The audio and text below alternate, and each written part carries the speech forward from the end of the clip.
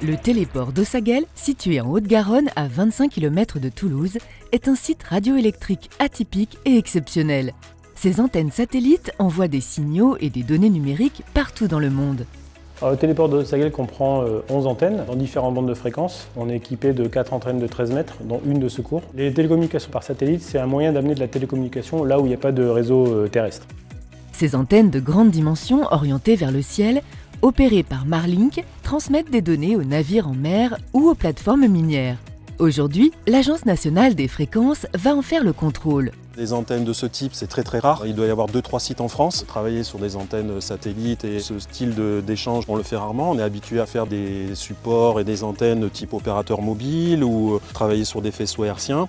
Le principe du contrôle consiste à vérifier les caractéristiques techniques des installations, des fréquences utilisées et de s'assurer de leur conformité par rapport aux enregistrements de données gérés par l'Agence nationale des fréquences. C'est une inspection qui est importante pour nous, déjà pour s'assurer que tout ce qui a été déclaré dans notre base de données soit conforme par rapport à ce que l'on voit le jour de l'inspection.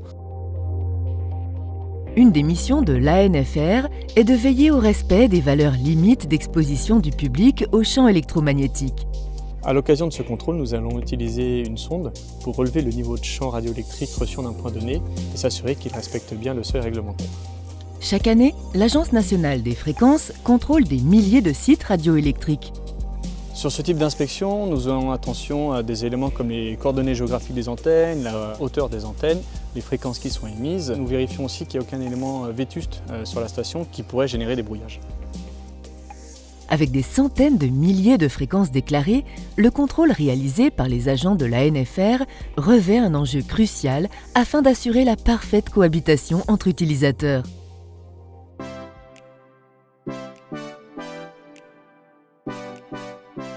Pour faciliter le contrôle, l'agence utilise un drone.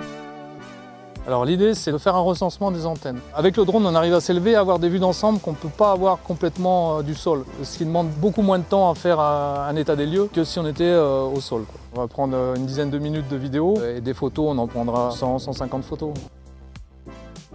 Le drone permet également d'obtenir des informations complémentaires sur les antennes, comme leur altitude et leur azimut, c'est-à-dire leur direction. On vérifie qu'il n'y ait pas de point d'oxydation, qu'il n'y ait pas de câbles sectionnés et que toutes les antennes semblent être en bon état de marche. C'est sympa, on voit celle-ci, elle était en train de... C'est celle-là, tu vois. Grâce à ces données relevées par les agents, un rapport va être rédigé. Ce rapport va permettre de mettre en évidence les écarts entre les données enregistrées dans nos bases de données et les données mesurées sur le terrain. Ces écarts seront notifiés aux utilisateurs et on leur demandera de régulariser leur situation assez rapidement.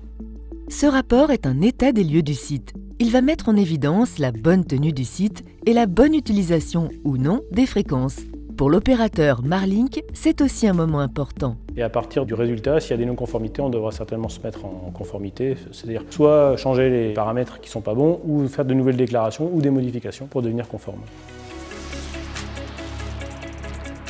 Les contrôles sont donc indispensables pour répondre aux évolutions constantes des technologies hertziennes et de l'accroissement des usages radioélectriques.